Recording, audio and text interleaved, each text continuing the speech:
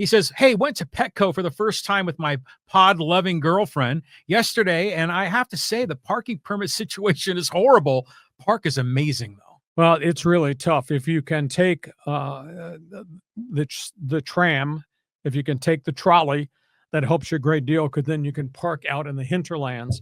The cost of parking downtown is pretty outrageous on Padre game days. I've been there. I've done that. That is my credit card you're taking. I'm a little bothered by that. It is the cost of attending professional sports in person. I don't think there's any solution to it, because you are the fan. This is the team we have. It's a pretty good team. We're charging you for this team. It's tough. Well, it doesn't seem to slow people down on going to the game. I mean, they sold out on a Wednesday afternoon. They went 40, 47, and 41 in 3 days. Yeah, and the 47,000 one, I think, was the third overall, but that was the night they gave away those Aloha shirts. Sure. And it was the Cubs, which are probably a good draw. But, man, I mean, it's interesting hearing the national broadcasters talk about the electricity in Petco Park and how the fans are so behind them, and then just the aura of Fernando Tatis when he's out there on the field. And it's like he's got the swag, he's got everything, all that energy around him. I mean, it's just a place to be. This team is playing really, really well as they go on the road to Houston. But yeah, pricing, unfortunately, Matt, pricing's a little steep right now for a lot of people. Okay, thanks for being with us. Move on. Matt, this is a quick follow-up from Matt, and he goes, hey, funny how you don't hear about Shield anymore. Well, that was never going to see the light of day, that lawsuit. It's going to be settled in arbitration. It's going to go away. The business of baseball is on the field. It's not in this family feud in the front office right now. Next one. Okay, let's go here to Carlos, talk some LA Lakers. Lakers. This team came together at the right time with veteran leadership provided by LeBron and Luka. The sky is the limit in the playoffs. Let's effing go purple and gold. The only burning question, now we're going to start playing real people. We're not playing the Washington Wizards. Do they have enough defensively inside to hold up? Burning question. Their centers down the stretch didn't play very consistently. But there's no doubt, John, they have firepower with those big three. Now, maybe they just stand out there and shoot threes all night. And they've had nights where they hit 17 or 18 three-point baskets. They also had nights where they couldn't hit the front of the rim and got killed.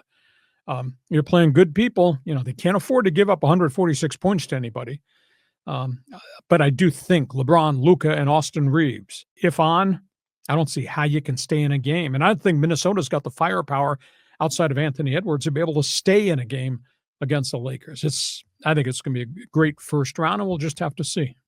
Is the first round best of 5? No, it's best of 7, pal. It is best of 7 there too. Yep. Oh, okay, good. Okay. So we're going to learn how this goes. I just have this vision in my head that if it turned into a 3-point shooting contest, it's going to be a very unexciting game to watch. You're just going to see clanks and long rebounds and not a lot of defense being played. Lakers don't play a lot of defense. Now, Washington does play a lot of defense. I'm sorry, Minnesota. They play a lot of defense. The T-Wolves do. So I'm going to be intrigued to see how far out. Their perimeter defense is pretty nasty. And I'm going to see how far out they're going to start banging on Luka. Did you know that Luka has never committed a foul in his life? Never. Every time he has the ball and somebody reaches, he's going to this with the referee. I mean, it's amazing how much whining goes on there. It doesn't seem to bother LeBron. LeBron just takes it and does what LeBron does. And, Reeves has had some really great games because defenses have to control Luka, which leaves Reeves to run off picks and get good looks and shots. And when he's hitting his three, that's a really dangerous team. Can we expect anything from Dalton Connect? Probably not, unless there's fouls or injuries. Okay. It's interesting, though, you talk about Rudy Gobert on the Timberwolves, and I was listening to someone made a reference to Rudy Gobert. Remember back in March of 2020 when the whole COVID thing broke? Sure. And Gobert, was it him or was it someone else? No, it was him. Then he was making a lot of just crazy comments. Well, he was also rubbing his hands all over people's equipment and saying, "Say, I don't care if you get COVID here." Right. I mean, that was before we knew a whole lot about what was going on. And he got traded. I think it was in Washington. Or was it Chicago? Anyhow, he got traded to Minnesota. He was with the Jazz. Wasn't he? He's been with the Jazz like forever in Utah, right? That's right. You're correct. Yeah. Okay. So, but talk about a defensive team, and he's a great defensive player. Yeah. Well, he's a big time rim protector. So That's going to be fascinating to watch that facet of what the T-Wolves do. And even though I may not be a fan of Anthony Edwards, the person, because I think he's a punk, he's a hell of an offensive talent. Now, can he do it by himself? He's going to have to carry an awful lot of the workload there, because I don't think that they've got enough firepower. And I'll say this, Julius Randle, who's bounced around the league, and I think is a pretty good forward, but he doesn't like to get bodied. And if he starts to get body slammed by Rui Hachimura, gets banged around, his game kind of disappears. So I don't know that Minnesota's got enough guns to help Anthony Edwards. Yeah, I like Minnesota to me is a little bit of a mystery because I don't see them very often. And the Lakers are a different kind of a mystery because they're so Jekyll and Hyde. So this is going to be just sort of an oddball series to see what happens. Carlos, thank you for joining us. Don't shoot air balls. You watch these games. Tell me what you think when we come back on Monday. Next one. Okay, go to Schickster here, and he goes, "Go Jets, go! President's Trophy champs." Yeah. I don't know if it's tougher to play in Winnipeg on their ice or tougher to play in LA on the Kings' home ice. I mean, for the Kings to go 34-5-1, and if they win this game tonight, to have 36 home ice wins, that's kind of unheard of in the National Hockey League. But this Winnipeg series with St. Louis is going to be hard because the Blues, they've fired coaches and guys weren't playing very well, and holy cow, St. Louis wins 12 in a row at the most important time of the season. Are fighting for their lives to win 12 in a row. I guess the only question mark, the asterisk I'll put into this conversation, which Jordan Bennington shows up in goal for St. Louis? Is it the red-hot Jordan Bennington because he's done this before, or is this the guy's fighting a puck? That's a big issue for the St. Louis Blues, but I'll tell you, Connor Hellebuck has just had a hell of a season. He's played 62 of the 82 games. I mean, the wear and tear factor on him is absolutely stunning, and he's got 47 wins and a 2.02 goals against average. I mean, we're going to give him the Vezina Trophy in addition to the President's Trophy for sure. Winnipeg is really good. So, I'm a newbie with hockey, admittedly, but we talk about some of these teams. I mean, is Hellebuck the best player on the Jets? No, because Hellebuck's the best goaltender in the league. Okay. You need a hot goaltender at this point of time, but they're really deep. Now, they've had some injuries. There's second and third line guys. They got some guys dinged up. If Gabe Vilardi, the ex-LA King, is back to being what Gabe Vilardi can be, he scored, I think, 27 goals. They just lost Nikolai Ehlers, who got hurt the other night. I don't think he's going to be ready for the St. Louis series. But they're deep. But the goaltender's a difference maker, especially in the playoffs. Hot goaltender can just save you. Right on. I mean, this is going to be a great time of year. I'm looking forward to it. John loves his beer, so I'm trying to introduce him to be a hockey fan while he's drinking his beer. Yeah. It's good. Okay, we move on. I'm learning as I go. Okay, let's go here to Tamser Al Norm. He goes, "Hey, Lee Hacksaw Hamilton, what's up with the Padres? They have money to sign Merrill for a long term, but nothing for King or Cease. What are the owners, GM thinking? Glad Merrill is paid. What about the rest?" Well, they got Merrill on a very friendly deal. It's only $15 million per year for 14 seasons. Now, there's no opt-out. I was kind of surprised he didn't ask for an opt-out. I mean, if he becomes a legitimate superstar, and he's only been here for what, a year and 2 months, that $15 million is not going to be superstar money a couple of years from now if he continues at this level. But they owe Pivetta $19 million next season. I don't know very many agents that at this point are willing to take their pitcher and lock him down to long-term in-house deals rather than take him out on the marketplace, because the dollar value in pitching free agent contracts has just gone through the ceiling. Yeah. So it may well be that it's not so much on the Padre front office as the agent is just Tammy is just not going to deliver a pitcher to sign a multi-year contract till they see what the price is going to be November 1st when the free agent window opens. Would they like to keep King? Yeah. Cease has been a little hot, a little bit cold. But, if we can get vintage Dylan Cease, they're going to have to pay him. Somebody's got to pay him. Somebody's going to pay him. But I just don't see agents signing pitchers to multi-year extensions now. They want to see what the market dollar value is going to be in November. Does that make sense? It does. And I think from my point of view, I think Preller, I'm guessing in his office has got a whiteboard. Sure. And he's got 2025, 26, 27, 28. He's mapping out his rotation. So I always think of these things as there's a timing for it. There's, when's the right time to do these extensions? Because there's no question that they value King and they value Cease, but is right now the right time to extend him? And hopefully the players understand that it's not necessarily personal that they haven't extended those kids, but it might not be the right moment for that. So maybe that's going to come later in the season or in the off season. And then maybe it depends on what happens at the trade deadline. And the other name that we've not mentioned is Suarez. He's a walk free agent at the end of the season too. Well, he had like 10 mil a year for 5 years. So does he have like opt-outs or something, I guess, right? Could be. But yeah, he has the ability to go on the open market if he wants. Unbelievable. So yeah, Preller's cooking. He's not going to leave a stone unturned. He's got a plan. Well, these Padre fans just jumping in here. Last week we had people worrying about the trade deadline, and now I got people worrying about free agency. Enjoy the season. This is what a great start to this season. Yeah. Enjoy the weekend in Houston, and let's just walk down the highway here and see where it goes. Good questions, though. Thanks for being with us. Go ahead, next one. Okay, we'll go here to Angel. He goes, hey, both the Dodgers and Padres doing good, but I'm more impressed at the Angels' good start so far at 9-7 and could easily be MLB's best-kept secret if they can keep it up till Memorial Day. Yeah, but Angel, they've started to skid, and they are not hitting.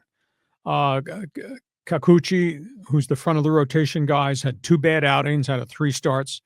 Kyle Hendricks had 2 really good starts, and then he got lit in his last one. And they're not hitting at all. I think they're averaging 2 runs per game as they go into play this series now on the weekends. I'm not saying it's caught up to them. They had this nice little burst when they started the season. They hope to get Zach Neto back at shortstop probably within 2 weeks. He's on a rehab down in Salt Lake City. They just need some other guys to start to hit because they're just not scoring a lot of runs. Joe Adell's got a hip issue. He's hit some home runs, but he's not hitting for average. Taylor Ward's had a good start. O'Hoppy's had a good start. Chanel, the first baseman's had a good start, but it's not a complete roster right now, and they need to have consistent starting pitching, and they're springing a few leaks right now with the starting pitching. I'm a little bit surprised that Reed Detmers, the former number 1 pick who had a good spring, is not in the rotation. Now, if these other guys continue to stagger, maybe Detmers is going to wind up coming out of the bullpen and going back into the rotation. But I have a hard time believing that they could even be a playoff team. I think I projected that they were going to win 75 games. Last year, they wound up with 99 losses. It was terrible. But if they win 75, then that's a season of accomplishment. Yeah, incremental progress. I think if they finish 500 or better, that's a huge win. It's just seeing how they were the previous number of years. So, yeah, we'll see. I mean, it's cool, though, that they're relevant. There's something to talk about with the Angels. I mean, we love talking Padres, Dodgers, but it's nice to have the Angels in the mix, too. Yeah, tough division. Texas is the one to beat. Houston is no longer what Houston was. Seattle's not a complete team. They just have never addressed what they can do to fix that offense, and the A's are the A's. So the Angels are better than the Athletics, but not equal to the ones above them. I want to get this quote in here because this is so ridiculous, and it's from New. He goes, nobody cares about baseball. Well, that's okay, because on this talk show, we cover everything. So instead of beating up baseball fan, Nuve, just pick the topic you want to talk about. Don't waste your time on the Fans Forum chat box by begging on other people. Tell us what you want to talk about. Yeah, people do like baseball, but hey, we cover the whole bloody thing. And I guarantee you, don't ever say nobody cares about hockey, because there'll be somebody come right through that screen and cross-check you. Yeah, you got to give it up to you. You got street cred with hockey for sure. But you got street cred with a lot of people who don't like me, but that's okay. Yeah, okay. You know what, though? The baseball content that we put out there on the internet does really well. Yeah. I mean, it does really better than a lot of the other sports, because I think there's just baseball is such a thing in Southern California, which is where your reputation is really the strongest. So doesn't like baseball. Come on, man. I mean, let's keep moving here. Let's go here to Carlos. He goes, hey, good job, Madres. So when is the April parade? You might want to hang another wild card banner this year. Is Carlos sending us, is he from the 213 area code? Probably, yeah. It's Those okay. are like little blue laughing emojis. There's no problem with Dodger fan banging on Padre fan, because the next one would be punching up will be a Padre fan throwing a beanball at you, but that's okay. It's a pretty good rivalry. It's really cool. That's what disappoints me, John, that the decision makers in the commissioner's office, knowing the depths of this rivalry, why did we not have the Dodgers Padres opening their season on the West Coast against each other? Could have played off what happened at the end of last season. Yeah. How come we have to sit here till June till we get to see them play each other? Yeah, it's this way they do the scheduling is often odd. You kind of wonder, but remember, was it last year or 2 years ago they faced each other at opener in Seoul? Yeah.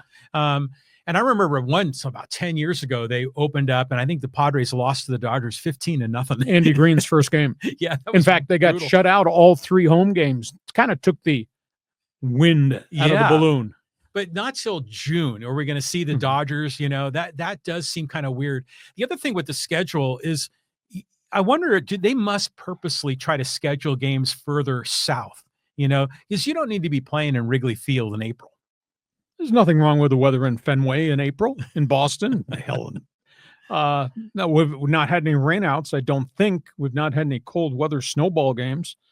I remember the Toronto Blue Jays, the first year they played as an expansion team, they played at an old stadium outdoors right on the lake. I think it was called Canadian National Exhibition Stadium, CNE. And it snowed the first day. And the game was delayed because they were shoveling snow out of the outfield. The infield was covered. And they had all the players coming out. And normally guys would stand in front of the dugout and just warm up and throw. Guys are throwing snowballs at each other. It was the first Blue Jays home game ever. And they did play the game, and it was decided by a home run in the 9th inning with the people decked out like they were Eskimos. It was so cold in Toronto. But, baseball should have the ability to stay out of the bad weather elements, but you still got to you can't send Minnesota and Detroit and put them on the road for 18 days in a row at the start of the season. They have to have some home games there, but we haven't had any real weather-related problems first 3 weeks of the campaign. I remember back in the 70s, the Expos played at Jerry Park. Jerry Park was like a community park out there before they built Olympic Stadium. And then in the mid-90s, when the Cleveland Indians were in the World Series, I think one of those games was snowed out, or certainly it had a lot of snow going on during the game. That's just weird. It does. It's baseball belongs in the sun, the heat.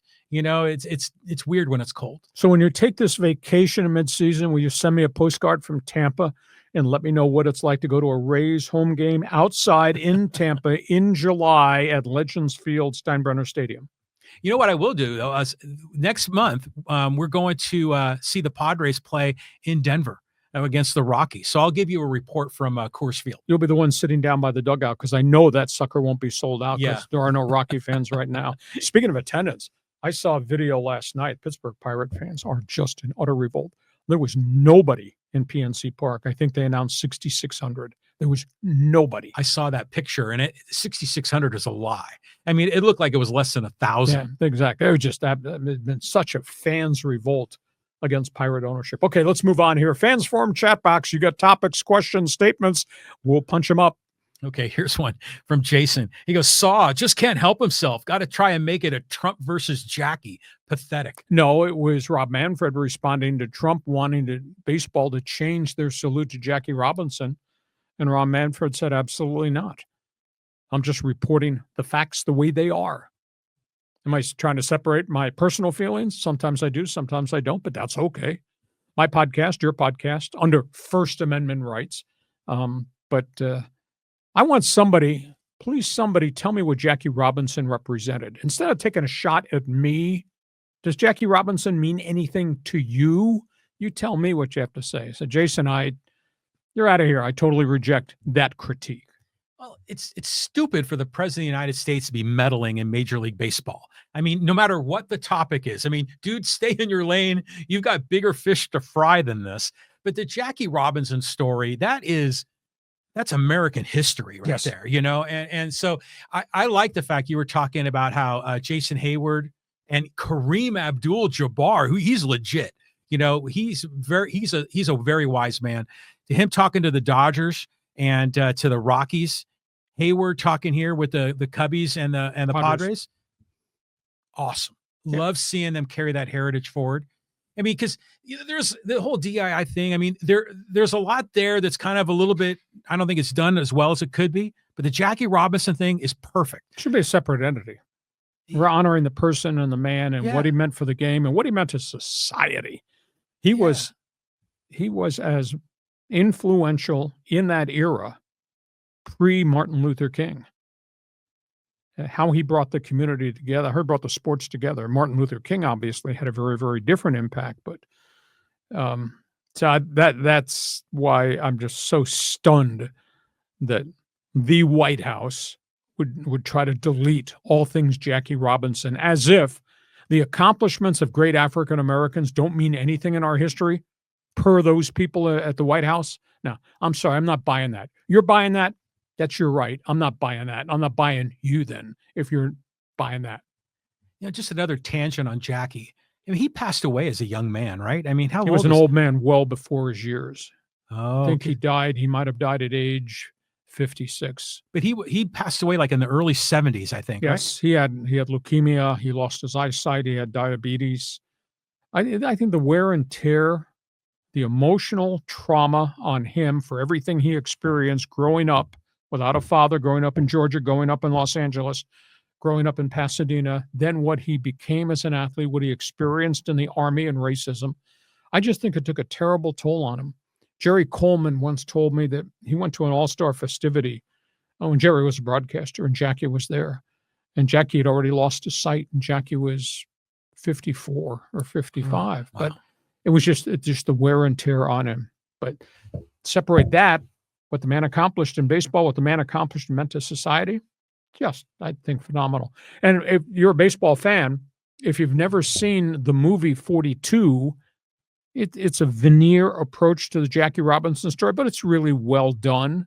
So, you can go find the movie 42. Go to your library. There's 7 different biographies of Jackie Robinson. I think I've read 5 of them. I'm just addicted to baseball history.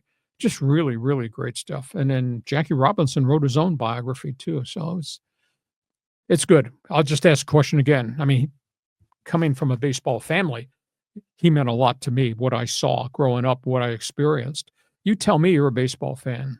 What does Jackie Robinson mean to you? Okay, move on. I just wanted to say I love the quote from the movie with this Pee Wee Reese. I don't know if he said this in real life, but he did. Yeah, hey, one day maybe we'll all wear 42 and they can't tell us apart. Exactly. There were so awesome. There were a lot of truisms in that movie. Mm-hmm. Granted it was Hollywood, etc. But and I thought the guy that played Branch Rickey was unbelievable. That was Branch Rickey. Wow. We move on. Okay, let's go here to Greg. And he goes, Lee, what do you think of my Mount Rushmore of major league announcers of Vin Scully, Merrill Reese, Mike Emmerich, and Lee Hacksaw Hamilton? Well, thank you for the compliment. I don't know that I have the national reputation of the greatness of Vin Scully. Merrill Reese has just been an icon. Brad Sham, the voice of the Dallas Cowboys, who I'm friends with, he's been there for a long period of time. Mike Emmerich was great. But, can't exclude some of the greatest hockey announcers from Hockey Night in Canada. Foster Heward, I never met him. He was before my generation, but Foster Heward is held in unbelievable renown. But there have been so many great ones. Thank you for the compliment. I enjoy what I've done and what I'm doing. Not everybody does, but that's okay. But Scully more than anybody else. But where's Howard Cosell? Should he not be on that list? I mean, we're talking about trendsetters and difference makers and guys that made the industry what the industry would become.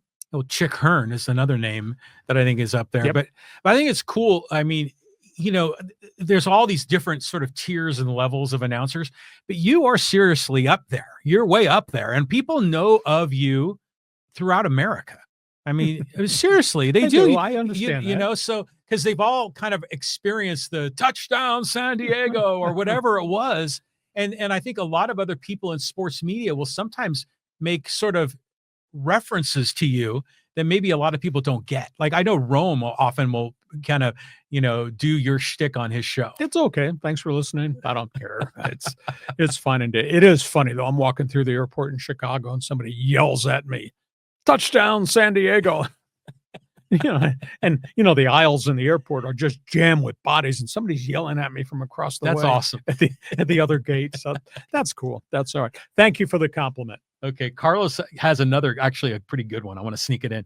Hacksaw is a hater. The hoodie is living every old man's dream. Who wouldn't want a young girl like that in their 60s or 70s? Especially if she's got access to blue pills. It is bizarre. I had people in the ACC that I'm friends with say, this story is not going to go away, and this is not going to work out real well on the University of North Carolina campus. 74-year-old man with 24-year-old woman she's parading around is just the whole thing to me is really bizarre. I mean, he's a great coach and he's a great leader with great accomplishments and et cetera, et cetera. But to show up with a 24-year-old fiance, girlfriend, whatever, and it's his life. He has the right to do whatever he wants, but to parade her around and give her access to the football program and, here's the hoodie coaching the Tar Heels in spring football on the sidelines, dressed like he always dressed in New England. And she's walking around with a long coat and a mini skirt and slick white boots. Just, that's a unique sight. It's like, I don't want to make this disparaging on the young woman, but it's like Bill Belichick's like walking his dog. It's like they're how do I say this? It's just like an accessory, for Bill Belichick. This woman is conversation piece. Yeah. Holy And so, cow. and it just makes you wonder. So obviously she's getting something out of this relationship. And if he's running his business affairs, maybe there's some financial opportunity for her. Okay. But why does he say Hacksaw's a hater? I'm just commenting on the story. The story is Belichick saying, I'm not paying that to a left tackle in the transfer portal. And then they're always calling you a hater. Yeah, if it's not for the Dodgers or the Lakers or someone. Everybody's entitled to an opinion, Carlos, even if it's wrong. Thanks for joining us and following. Go ahead, John. Okay, we'll go to Chris. Saw, with your season-long love affair with Connor Hellebuck winding down, let's talk about a retread netminder given a second lease on life. And how about the top puck stopper in the entire NHL? What a huge advantage between the pipes for the Kings in this Edmonton series. Well, I've talked extensively. I assume he's making reference to Darcy Kemper, because when that trade was made, I just questioned Rob Blake. You're bringing back somebody you got rid of? It didn't make any sense. But I guess guys learn on the job. Guys get better on the job. And what Kemper has done this season on the workload. Now, David Rittich is kind of a trustworthy backup. But boy, what Darcy Kemper's done for the Kings, big, big difference maker. If Darcy Kemper were in Edmonton, because their goaltender is really struggling.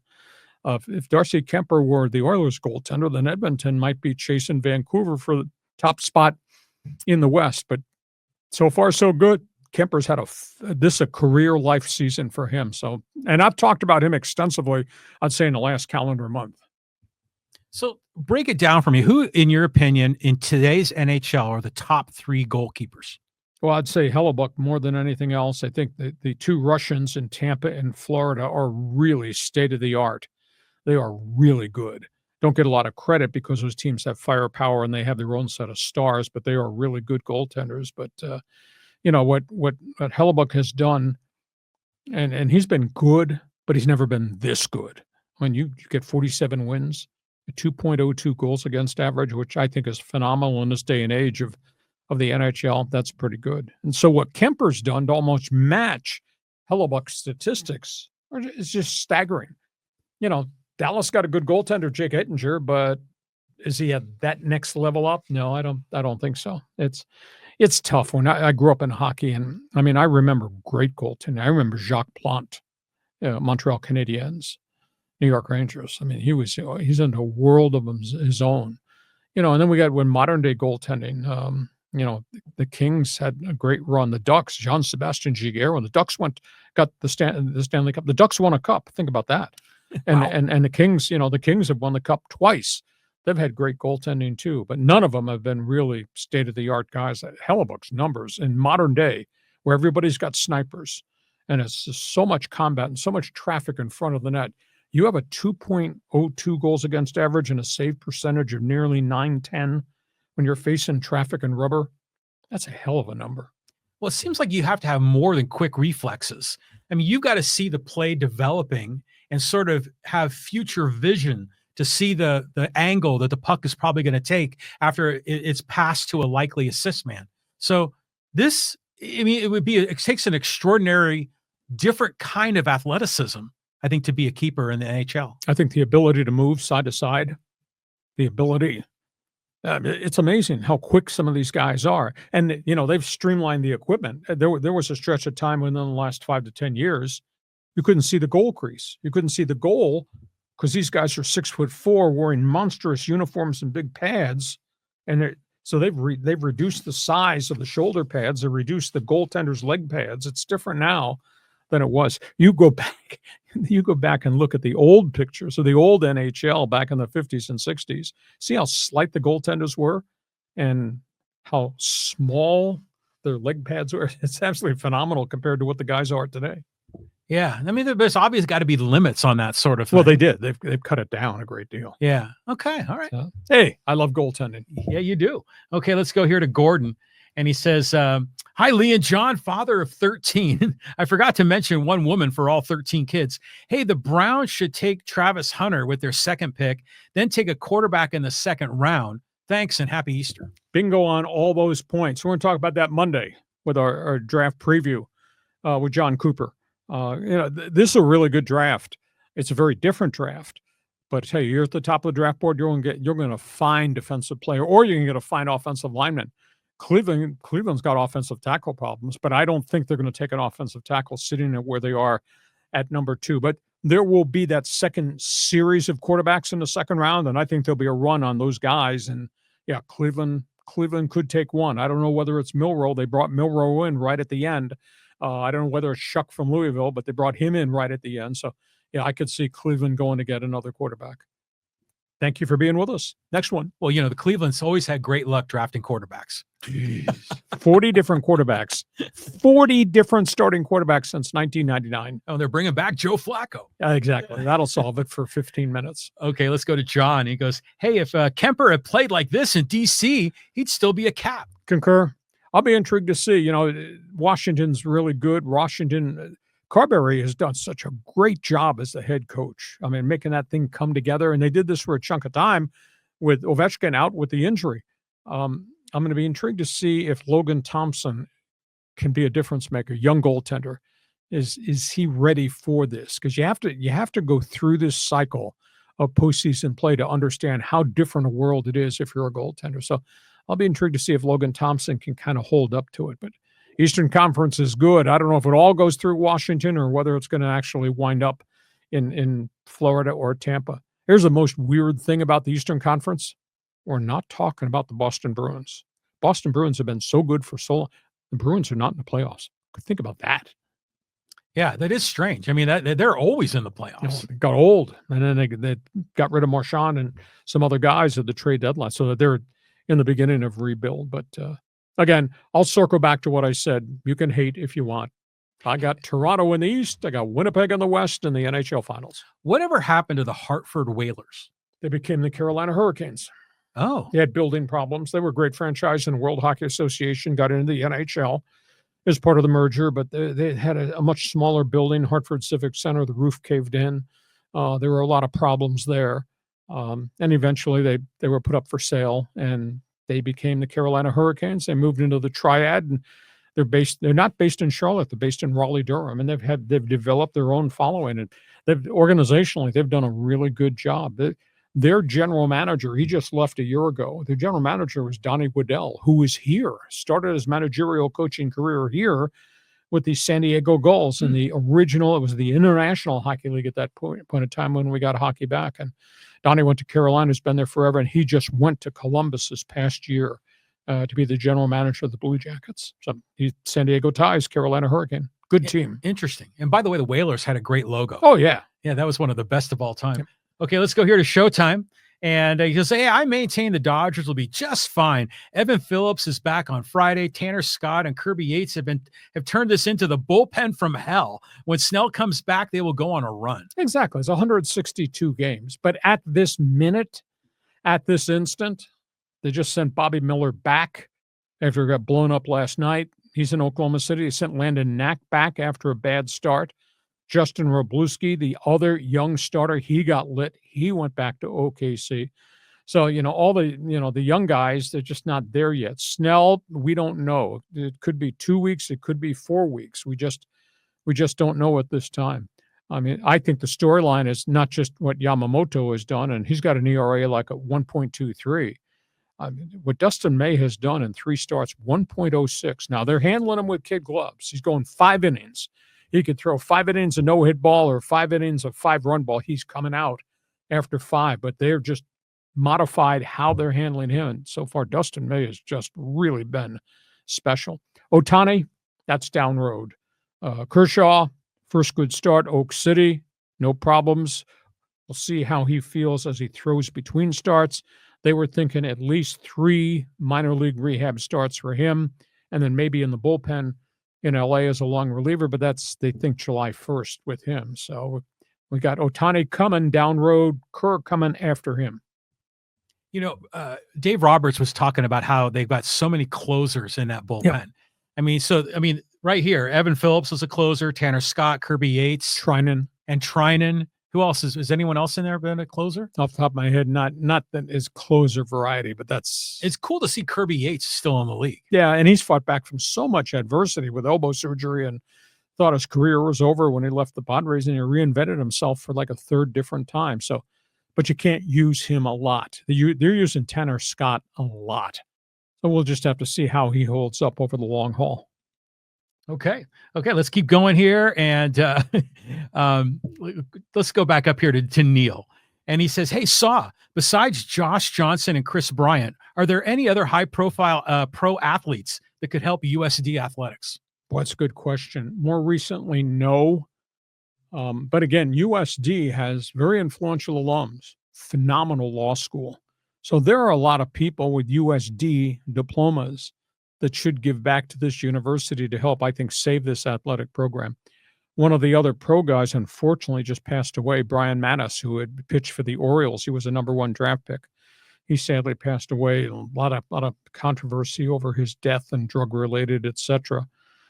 So there've not been a ton. There are some guys that are playing minor league baseball, I believe, who've got USD ties. So community just needs to come together to help this program. I do think it's a life and death situation, how much they can raise with this NIL. That's what I tell my viewers, just go check it out, sdnil.com, and see if there's something you can do to help them, because I think they really need help. Connor Joe. That's right. Yeah. So, Connor Joe went to USD. And then, Ron Fowler has his name on the stadium there. Exactly. And he's been unbelievable benefactor of those programs. Mm-hmm. Okay. Thank you for the input, Neil. Okay. And let's get one more of these before we go to social media. And we'll go to Joseph. He goes, "Hey, who will San Diego target at the trade deadline to try to maintain their massive 1.5 game lead over my Los Angeles Dodgers?" A lot of baseball to be played between now and then. I wouldn't worry about the trade deadline. Let's just see who's healthy. The other factor is their budget's kind of spent. I mean, they're up. I think they're up to $211 million, which is a little bit higher than I ever thought they were going to be. I'd been told coming out of spring training that they're going to have to get to 190, but ownership let them go to 205. And then they made another acquisition or two, so they're up to probably 211. I don't think there's a lot more money there unless they dispatch somebody out the door. If they trade payroll to get a different type of payroll, but people are worried about stuff down the road. Geez, enjoy the start. You're in first place right now, best record in Major League Baseball. Just enjoy it. Don't freak out about impending free agency or the trade deadline. My goodness. I think I'm going to have withdrawal symptoms since they're not on TV today, on a travel day. Just enjoy the run right now. It's all good. You want to take a few social media? Do we have to? Yes. Go ahead. Okay. Some of these guys out here, they always got something to say. And let's go here. We'll talk a little Angels, and let's start with Surf City Bill. We'll talk about Artie Moreno and his lawsuits. And he goes, "Hey, if Artie can minimize Kay's conviction, then that weakens the Skaggs family lawsuit, since Kay is the leak to the Angels. It's purely a business strategy by Artie and his law team. Artie could not care less about Kay." Well, it's a sad commentary. I mean, Eric Kay, the communications director, was convicted, sentenced to 22 years in prison for dealing fentanyl and other drugs to other players, including the Angels, including the one that he obviously gave, Tyler Skaggs, who overdosed and died. Skaggs' family is suing Artie Moreno. Eric Kay says he did not get good legal representation in the first trial. He's appealed this conviction. Artie Moreno supposedly, according to The Athletic, is funding Eric Kay's legal attempt for the appeal, which I find really hard to believe. Kay also sued the Angels for unfair termination. I mean, it's very complicated, and maybe it's all lawyers than it is anything else versus right versus wrong, but it's a sad commentary. And the Skaggs family has asked for $214 million in damages from the Angels as a byproduct that they should have known that Kay was a drug dealer. They did help Kay. They sent him to, I was told, they sent Eric Kay to drug rehab at least 3 times, and Kay came back and kept relapsing. Now, why they didn't terminate him if he continued to have problems, why they didn't terminate him is, I guess that's a separate entity question. So I have a hard time believing that Artie Moreno is a bad person. But this is just a bad look in every different direction with the Angels. Yeah, it's just weird when there's a lawsuit kind of hanging over the team. It just, really kills the vibe, as far as fan experience. So let's find out more. But this is complicated. And I agree with you. I think when Artie bought the team and he discounted beer prices, Artie's a good dude. We all thought that from the very beginning. But he's mismanaged it. And now they're a 99-loss team. Bad farm system. He made enormous mistakes in free agency, but he tried. And I think that's totally. We have to keep that in mind too. But this whole Skaggs death, Eric Kay situation, it pulls a terrible cloud over the entire operation and organization. There's a lot of good people that have worked there that have kind of been taken to task because of all this. I just have a hard time believing that Artie Moreno's a bad citizen. Eric Kay obviously was a citizen with a terrible addiction that could not beat it. And now I have a dead pitcher because of it. But the pitcher bears responsibility too, does he not? Well, in the end, that's where the main responsibility is. Yeah. Okay, we move on. Okay, let's go here. Talk some Padres. This is with Eric Whiteman. He goes, talk about, did AJ Preller finally get it right? And he says, or everything AJ Preller has done that Hacksaw criticized has culminated in this Padres team. Maybe he knew what he was doing all along, and Hacksaw was way off base. I don't know. I was off base. I was responding to the unbelievable expenditure of money. I mean, the amount of money that AJ burned through in the Shields deal, and when he had to pay the White Sox to take the contract, that's a lot of money. It's like $60 million total. And what he gave Eric Hosmer that did not pan out, and they're still paying on Eric Hosmer 3 years after he is gone. That's money that could be used other places. What he gave international players that absolutely washed out. I mean, you're looking at the standings right now, and you're seeing Machado and you're seeing Tatis, but you have to understand here, we're giving guys 10 and 12 and 14-year contracts going to run till age 42. Those guys won't be producing beyond age 35, and you're still on the hook. So I got a right to critique the business model that AJ presented. Has he done a good job right now? Pretty good team right now. All rentals. A year from today, a bunch of these pitchers will be gone, and maybe it's going to be a different set of circumstances. So it's too easy to jump all over the host and say, oh, Hacksaw's wrong. Well, if you put pencil to paper and you went through all the deals that he made, like I did, all the financial things that he did, and Peter Seidler allowed him to do, all the money he burned through, I don't think it's a good business set of decisions. We're in first place right now. That is great. Maybe it's a whole season. Maybe it's a World Series team. But if it's not, that has to fall under the equation. Was the money spent properly in every decision that was made? And I don't think it has been totally. Right now, yes. Well, if you're drawing 47,000 people to a Monday night game in April, I'd imagine that balance sheet looks pretty good for the team. So by AJ Preller getting all this talent, he's getting fans excited. They're coming out. The the stadium operations guys are doing a great job. But I will say this is, one of the really interesting websites is MLBTradeRumors.com. Mm-hmm. I've been on there, and there's some fans there in the comments section that really follow the intricacies of all the general managers in baseball. And some of these guys, from a national perspective, are very critical of AJ Preller. And they think he's the worst general manager in baseball. But they were saying this, of course, like 5 years ago. But a lot's changed since then. I mean, for me as a fan, I'm thrilled. I think he's fantastic. I have no argument. I mean, what they've put in place really works at this minute. But we're talking 10 years in now. And the first 5 to 7 years, he burned through all this money and all these players, and he traded all these guys away, didn't make any progress. And when they finally got good, then they pissed it away in the postseason. See, I'm willing to give him a little slack on that because when he came on board, Padres had nothing. Okay. Nothing. And the cupboard was bare. They had nothing in the minor leagues. And he almost had to like build it up and burn it down and kind of take one step backward in order to do 2 steps forward. So I'm giving him a little bit of that grace. And there's been some weird things that have happened, some bad luck. You know, you trade for Soto, and Soto kind of laid an egg here, you know, and they gave up a lot to get him. So a lot of these cases where you can be critical of him, you know, they didn't work out the way everyone expected. Even the Will Myers deal, we were all excited about Myers, top prospect in baseball. Trey Turner was a questionable first-round pick. Well, they thought he was questionable. Nobody else did. Well, everyone thought Trey Turner was going to be a great defensive player. He'd steal some bases, but never hit for power. And now look what he's turned into. That trade went sideways in a hurry, and I don't think anyone expected that.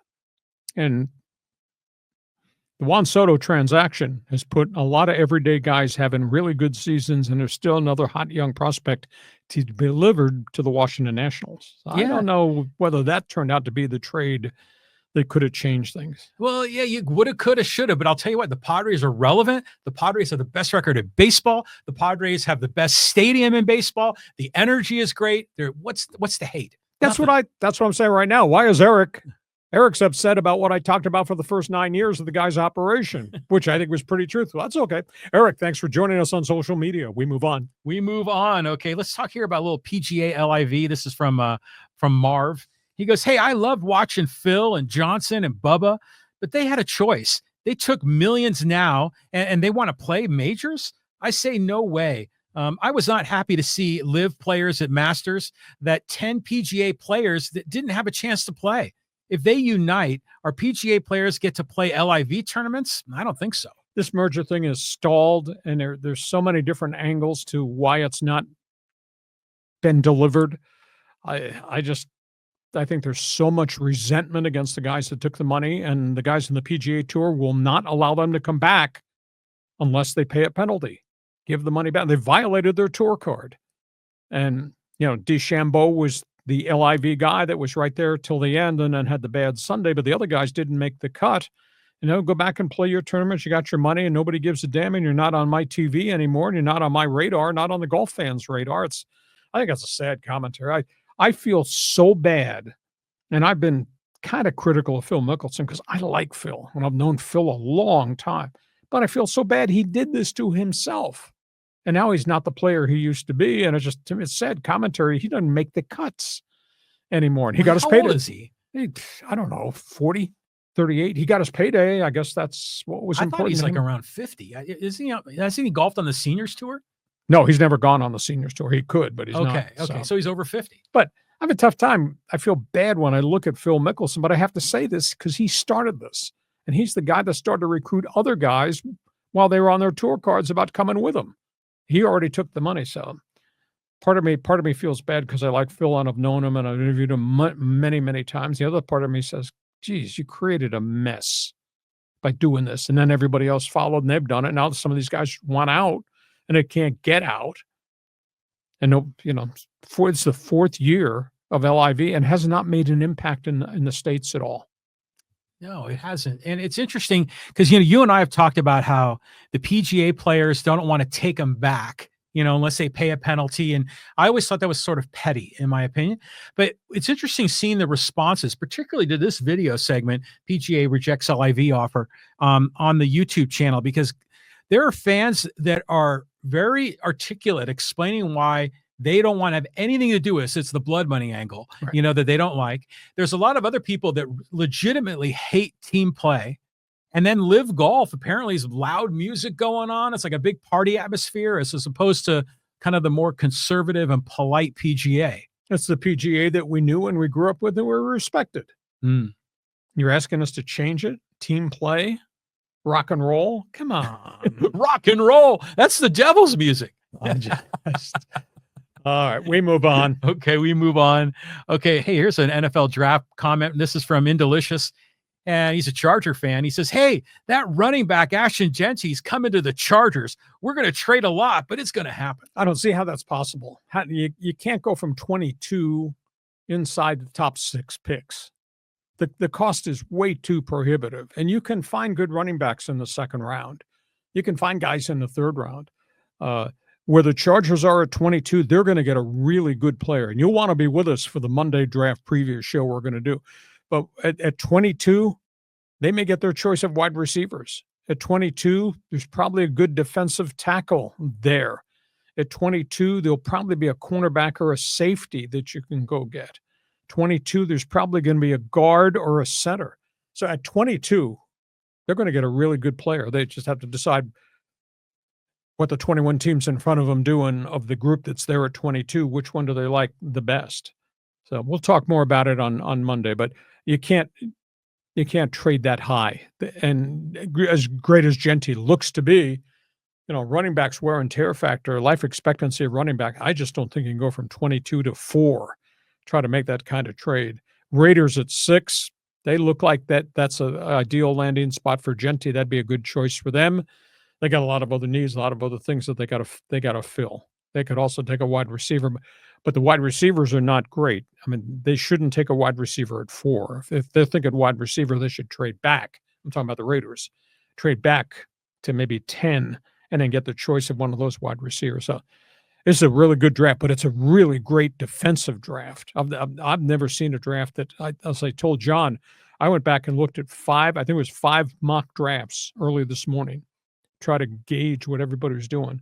And the composite I came up with is 18 defensive players are going to go in the first round, 6 offensive linemen. So that's 24 of the 32 picks are not skill guys. I've never seen that in the league. And it's obviously not a great year for quarterbacks because we got one quarterback at the top and the second quarterback's dropping like a cement block in the water.